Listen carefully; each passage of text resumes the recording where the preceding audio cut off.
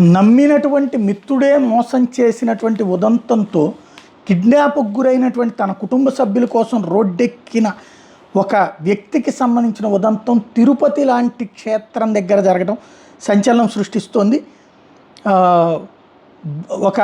ఓ deal ఉంది, మాట్లాడుకుందాం రా అంటూ స్నేహితుడి కుటుంబాన్ని నమ్మకంగా పిలిచాడట.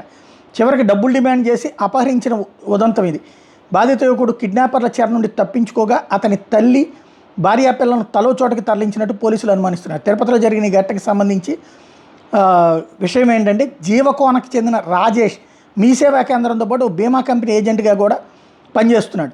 తండ్రి రత్నయ్య మరణిస్తే తల్లి విజయలక్ష్మి, భార్య సుమతి, కుమార్తెలు 7 ఏళ్ల యోషిత, 6 నెలల జాస్మితాతో కలిసి ఉంటున్నాడు. అతనికి అదే ప్రాంతానికి చెందిన బాల్య స్నేహితుడు భార్గవ్తో ఫైనాన్షియల్ ఇష్యూస్ ఉన్నాయి. రాజేష్ నుంచి సుమారు 24 లక్షలు అప్పు తీసుకున్న భార్గవ్ తిరిగి ఇవ్వలేదు. ఫిబ్రవరిలో రాజేష్ క్రెడిట్ కార్డు బిల్లు చెల్లించకపోవడంతో బ్యాంక్ సిబ్బంది ఇంటికి వచ్చి ప్రశ్నించారు. ఆ సమయంలో అక్కడే ఉన్న భార్గవ్ని నీ వల్లే నా కొడుకు మాట పడాల్సి వస్తుందని విజయలక్ష్మి అతని మీద చేసుకుంది.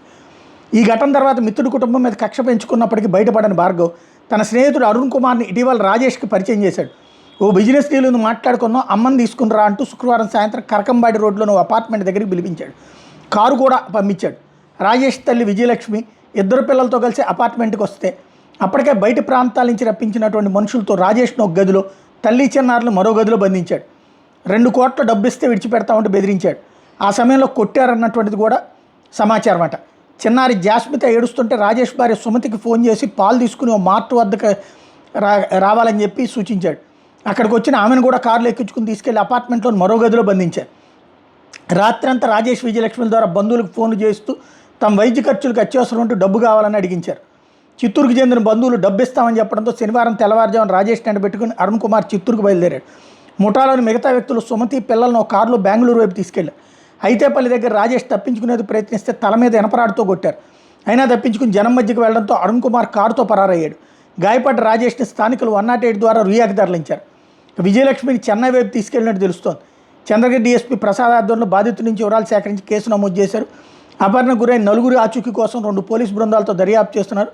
భార్గవ్, అరుణ్ కుమార్ల ఫోన్లు స్విచ్ ఆఫ్లో ఉన్నాయి. సీసీ కెమెరాల ఫుటేజీలతో పాటు నిందితులు బాధితుల కాల్ డేటాలు కూడా విశ్లేషిస్తున్నారు. బాధితుడికి గతంలో తలకు సర్జరీ అయిందని, అతని వాదనను కూడా పరిశీలిస్తున్నామని పోలీసులు చెప్తున్నారు. అంటే అతని గతంలో సర్జరీ అయింది కాబట్టి అతనికి మతి స్థిమితంతో మాట్లాడుతున్నాడా లేదా అన్నది కూడా పరిశీలిస్తున్నామని చెప్తున్నారు.